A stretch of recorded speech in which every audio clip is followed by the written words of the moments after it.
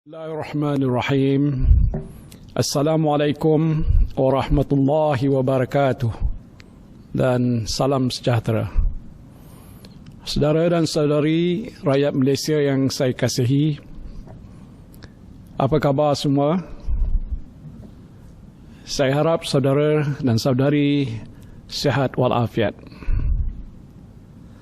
Pada 27 Mac yang lalu, saya telah mengumumkan pakej ransangan ekonomi prihatin rakyat atau prihatin yang bernilai 250 bilion ringgit. Saya tahu sejak beberapa hari yang lalu, Makcik Kiah, Pak Mail, Mr. Lee, Encik Mutu, Encik Johnny dan ramai lagi sibuk buat semakan kelayakan penerima bantuan prihatin nasional di laman sesawang LHDN. Bagi yang layak, bayaran dibuat mulai hari ini. Bagi mereka yang layak untuk terima bantuan tetapi nama tiada di dalam rekod LHDN, anda bolehlah buat permohonan baru. Caranya mudah saja. Boleh guna handphone masing-masing untuk buat permohonan secara online di laman sesawang LHDN. Isi maklumat yang diminta dengan jujur, tekan butang hantar dan tunggu bayaran dimasukkan dalam akaun anda. Bagi warga emas yang mungkin tidak berapa cekap menggunakan handphone, mintalah bantuan anak ataupun cucu untuk isi maklumat yang diperlukan. Sebaik saja prihatin diumumkan, saya telah terima banyak maklum balas daripada orang ramai. Ramai yang bersetuju dan menyambut baik pakej ransangan ekonomi yang diumumkan oleh kerajaan. Tetapi saya juga menerima maklum balas daripada persatuan-persatuan perusahaan kecil dan sederhana dan juga perniagaan kecil ataupun mikro yang meminta kerajaan meneliti semula manfaat yang mereka terima dalam pakej ransangan ekonomi tersebut. Saya terima surat, memorandum dan juga pandangan daripada banyak pihak. Ini termasuklah Persatuan Pengusaha Kecil dan Sederhana Malaysia, Dewan Perniagaan Melayu Malaysia, Majlis Tindakan Ekonomi Melayu, Gabungan Dewan Perniagaan dan Perindustrian Cina Malaysia, Usaha Nita dan banyak lagi. Rata-rata memberikan pandangan bahawa perniagaan mereka amat terjejas dan mereka memerlukan bantuan tambahan daripada kerajaan. Saya sedar bahawa PKS merupakan tunjang utama ekonomi negara. Sektor ini menyumbang lebih 2/3 daripada jumlah pekerjaan di negara ini dan hampir 40% kepada ekonomi negara. Oleh itu adalah penting kita pastikan sektor PKS dapat terus cekal dan mampan dalam menghadapi tekanan dan cabaran ekonomi yang melanda kita semua pada waktu ini. Antara cabaran utama yang dihadapi ialah masalah aliran tunai perniagaan berikutan pelaksanaan Perintah Kawalan Pergerakan. Selain itu, para pengusaha PKS juga berhadapan dengan isu birokrasi dan pentadbiran yang menghalang akses segera terhadap bantuan yang telah disediakan oleh kerajaan dalam pakej prihatin. Sehubungan itu, saya telah minta Menteri Kewangan untuk mengadakan sesi libat urus dengan pihak pengusaha kecil dan sederhana. Tujuannya ialah untuk mencari jalan penyelesaian pada masalah yang mereka hadapi. Di pihak kerajaan, kita cuba bantu dengan sebaik mungkin. Dan hasil daripada semua usaha tersebut, saya dengan sukacitanya ingin mengumumkan langkah tambahan bagi pakej ransangan ekonomi prihatin rakyat atau prihatin tambahan, dan pakej tambahan berjumlah 10 bilion ringgit 10 bilion ringgit ini diharapkan dapat membantu meringankan beban keuangan PKS dan seterusnya menjamin 2/3 daripada jumlah pekerja di negara ini terus mendapat pekerjaan. Langkah-langkah tambahan yang diambil ialah pertama, peruntukan bagi program subsidi upah yang diumumkan pada 27 Mac yang lalu akan dinaikkan daripada 5.9 bilion ringgit kepada 13.8 bilion ringgit, iaitu tambahan sebanyak 7.9 bilion ringgit. Di bawah inisiatif tambahan ini, semua syarikat dengan pekerja tempatan yang bergaji RM4,000 dan ke bawah akan menerima bantuan subsidi upah seperti berikut. Bagi syarikat yang mempunyai pekerja lebih daripada 200 orang, subsidi upah sebanyak RM600 bagi setiap pekerja dikekalkan. Namun, bilangan maksimum pekerja yang layak untuk menerima subsidi akan ditingkatkan daripada 100 orang kepada 200 orang pekerja. Bagi syarikat yang mempunyai bilangan pekerja 76 hingga 200 orang, syarikat akan menerima subsidi upah sebanyak RM800 bagi setiap pekerja. Akhir sekali, bagi syarikat yang mempunyai bilangan pekerja sehingga 75 orang, syarikat akan menerima subsidi upah sebanyak RM1,200 bagi setiap pekerja. Melalui penambahbaikan ini, syarikat-syarikat akan menerima lebih banyak manfaat dan bantuan. Bantuan ini adalah untuk selama 3 bulan dan dikhususkan kepada majikan yang telah berdaftar dengan SSM atau pihak berkuasa tempatan sebelum 1 Januari 2020 dan mendaftar dengan perkeso. Justru kira-kira 4.8 juta pekerja dijangka akan mendapat manfaat daripada inisiatif ini. Bagi majikan yang memilih untuk menerima bantuan ini, mereka disyaratkan untuk mengekalkan pekerja mereka sekurang-kurangnya untuk tempoh 6 bulan, iaitu dalam tempoh 3 bulan semasa menerima subsidi upah dan 3 bulan selepas itu. Kedua, mewujudkan geran khas prihatin berjumlah 2.1 bilion ringgit. 2.1 bilion ringgit bagi semua syarikat PKS mikro yang berkelayakan. Kerajaan akan menyediakan geran khas sebanyak RM3,000 untuk setiap syarikat mikro yang akan memanfaatkan hampir 700,000 PKS mikro di seluruh negara. PKS mikro perlulah berdaftar dengan Lembaga Hasil Dalam Negeri LHDN untuk menikmati kemudahan ini. Kerajaan akan memperolehi senarai PKS mikro yang layak daripada pihak berkuasa tempatan dan Suruhanjaya Syarikat Malaysia.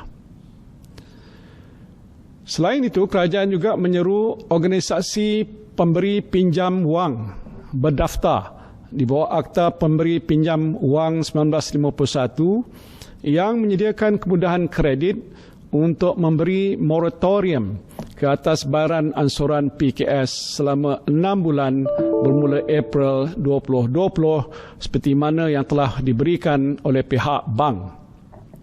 Saya berharap organisasi pemberi pinjam wang turut bersimpati dengan kesukaran yang dihadapi oleh pelanggan dan bersama-sama membantu meringankan beban keuangan mereka. Di samping meringankan beban keuangan PKS, kerajaan juga akan mengambil beberapa inisiatif untuk memudahkan PKS mendapat manfaat sepenuhnya daripada semua bantuan yang telah diumumkan.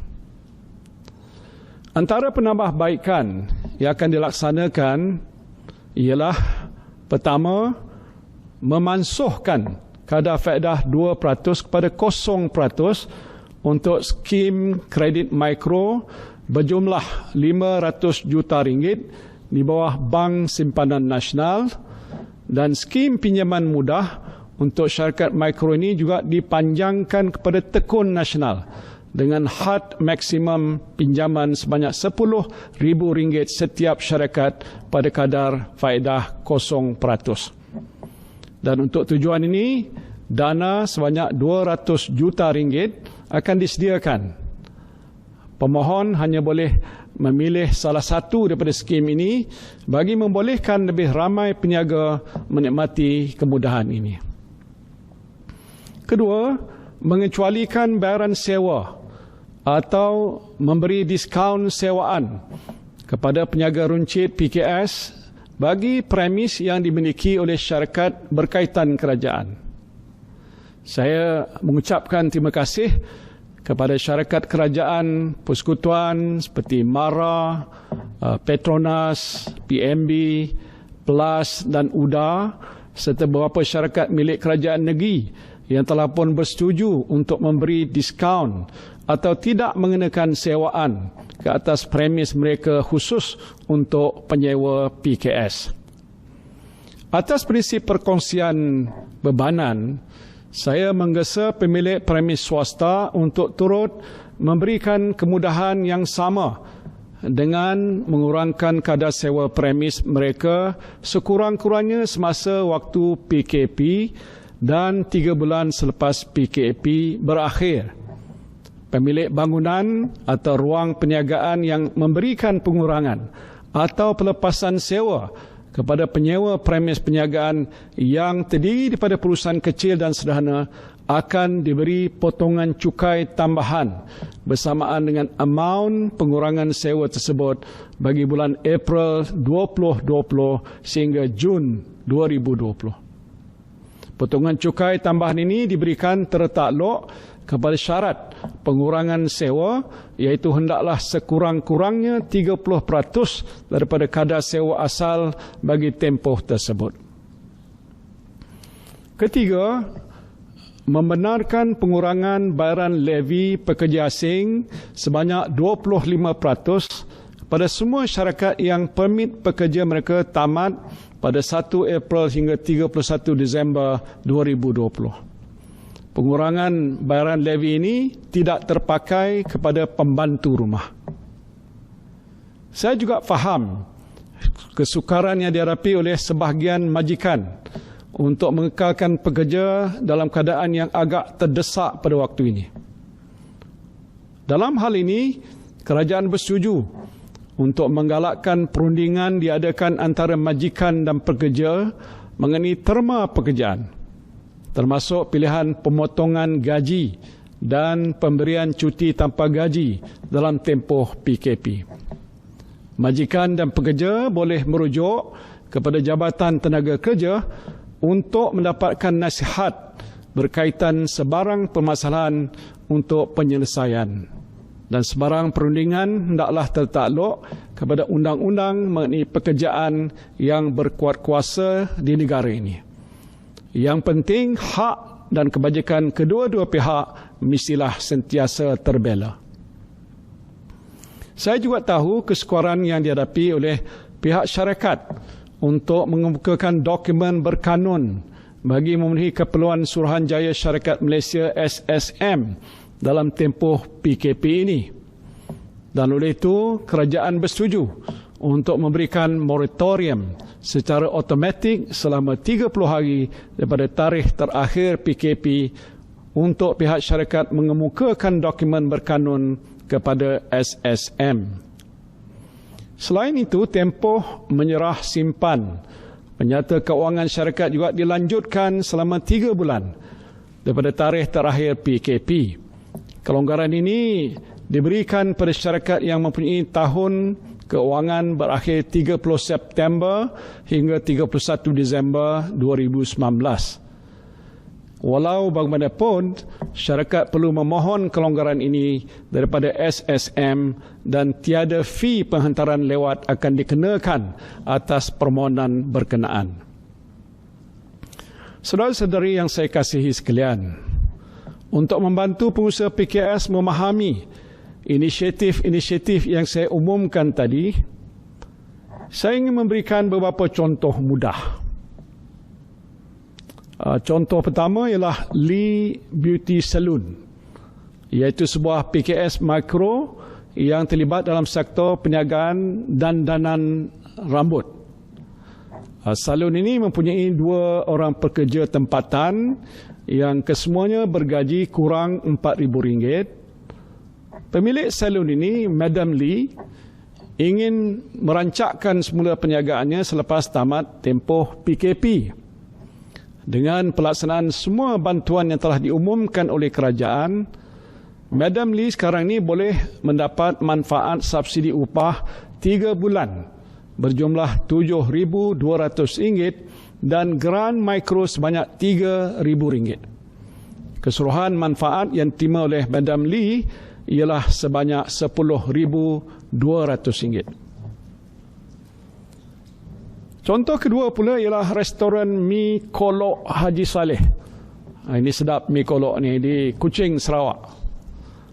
Katakan restoran ini mempunyai 5 orang pekerja tempatan, bergaji RM4,000 ke bawah dan 2 orang pekerja asing. Dan untuk menampung keperluan aliran tunai dalam tempoh PKP, pemilik restoran ini boleh mendapatkan pinjaman kredit mikro BSN sebanyak RM50,000 dan subsidi upah untuk 5 orang pekerja berjumlah RM18,000. Di samping itu, pemilik restoran ini juga boleh menikmati penjimatan daripada pengecualian sumbangan KWSP dan HRDF sebanyak RM8,400, tangguhan cukai berjumlah RM5,200, diskaun levy pekerja asing sebanyak RM2,300 dan diskaun bil elektrik sebanyak RM300. Keseluruhan manfaat yang boleh diterima tidak termasuk pinjaman kredit mikro ialah sebanyak RM34,200 untuk tempoh 3 bulan. Contoh yang terakhir ialah syarikat Surjit Kaur Sendirian Berhad. Syarikat ini adalah sebuah syarikat bersaiz kecil dalam sektor perkilangan perabot dengan 15 orang pekerja. 5 orang adalah pekerja tempatan bergaji RM4,000 ke bawah, 10 orang pekerja asing dan selebihnya pekerja tempatan bergaji lebih RM4,000. Bagi memastikan syarikat dapat menampung keperluan aliran tunai dalam tempoh PKP, syarikat Surjit Kaur boleh mendapatkan pinjaman Special Relief Facility SRF sebanyak RM500,000 dan subsidi upah berjumlah RM18,000. Selain itu, syarikat juga boleh menikmati penjimatan melalui pengecualian sumbangan KWSP dan HRDF sebanyak RM8,400, diskaun levy pekerja asing sebanyak RM4,600, tangguhan cukai PKP mikro sebanyak RM32,700 dan diskaun bil elektrik sebanyak RM100. Keseluruhan manfaat yang diperolehi oleh syarikat ini tidak termasuk pinjaman SRF ialah sebanyak RM63,800. Saudara dan saudari yang saya kasihi sekalian, untuk memastikan semua inisiatif prihatin dan prihatin tambahan dapat dilaksanakan dengan cepat dan lancar, unit laksana telah ditubuhkan di Kementerian Keuangan. Unit ini akan senantiasa memantau dan melaporkan perkembangan pelaksanaan semua inisiatif kepada Menteri Keuangan dan saya. Untuk menyokong penyampaian inisiatif prihatin, portal imsme.com.my yang dikendalikan oleh Credit Guarantee Corporation CGC dengan sokongan Bank Negara Malaysia bersedia untuk menerima permohonan pinjaman PKS yang telah saya umumkan tadi. Jadi, selain daripada memohon pinjaman terus daripada institusi perbankan, para pengusaha PKS juga ada pilihan untuk membuat permohonan pinjaman melalui portal IMSME. Portal ini juga menyediakan khidmat MyKNP, iaitu khidmat nasihat pembiayaan untuk PKS. Dalam kalangan perusahaan mikro dan kecil, Kerajaan juga mengambil kira kesan ke atas syarikat baru mula atau startups di mana sumber pelaburan syarikat turut terjejas. Syarikat startup merupakan faktor pemboleh ataupun enabler serta pendorong yang penting pada penggunaan teknologi dan kemajuan potensi modal insan bagi menjadikan negara ke arah IR 4.0 dan menjadi kepentingan startups. Kerajaan akan mempertimbang pelbagai inisiatif untuk merangsang sektor ini dalam tempoh yang sukar ini. Saya berharap pakej prihatin tambahan ini akan dapat melindungi pekerjaan anda semua di samping menjamin daya tahan perniagaan. Pada masa yang sama, kerajaan akan meneruskan amalan keuangan berhemah dan disiplin fiskal yang tinggi demi untuk memastikan keadaan keuangan negara terus kokoh dan terkawal. InsyaAllah apabila Parlimen bersidang nanti, kerajaan akan membentangkan rang undang-undang perbekalan tambahan untuk semua pakej rancangan ekonomi yang telah diumumkan. Saya memberikan jaminan bahawa kerajaan akan sentiasa telus dalam berbelanja dan semua tindakan yang diambil adalah berasaskan pada peruntukan undang-undang dan perlembagaan persekutuan. Saudara dan saudari yang saya kasihi sekalian, saya tahu setelah 3 minggu saudara-saudari berkurung di rumah, mungkin ada di kalangan saudara-saudari yang berasa agak terbeban dengan dugaan dan ujian Tuhan ini. Selama 3 minggu ini kita terhalang daripada melakukan perkara-perkara yang biasa kita buat. Kita tinggalkan hobi kita, kita tinggalkan pekerjaan kita, kita rindu kepada kawan-kawan dan keluarga yang berjauhan. Pendek kata, kehidupan kita ini amat berbeza dan kadang-kadang berasa sedikit terbeban. Saya lihat di media sosial ada suami yang mula memakai baju kelawar isteri mereka. Agak luar biasa. Ada yang mengayuh basikal dalam rumah. Ada juga yang mengubah ucapan saya menjadi lagu rap. Saya harap ini bukanlah kejadian yang pelik ataupun buang tabiat kata orang. Ini adalah sebahagian daripada kreativiti anda semua untuk menghilangkan rasa bosan duduk di rumah. Yang penting, saya fikir saudara-saudari mempunyai cara tersendiri untuk menghadapi dugaan dan ujian ini. Dan saya yakin Tuhan tidaklah menguji atau membebani kita dengan sesuatu yang tidak boleh kita tanggung.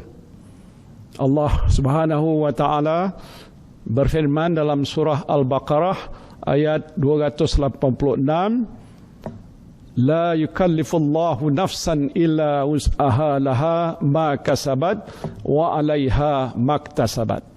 Yang bermaksud Allah tidak memberati seseorang melainkan apa yang terdaya olehnya.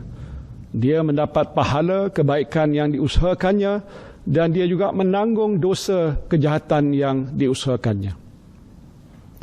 Saya yakin dugaan yang dibawa oleh wabak COVID-19 ini bukanlah suatu yang tidak dapat ditanggung oleh kita semua.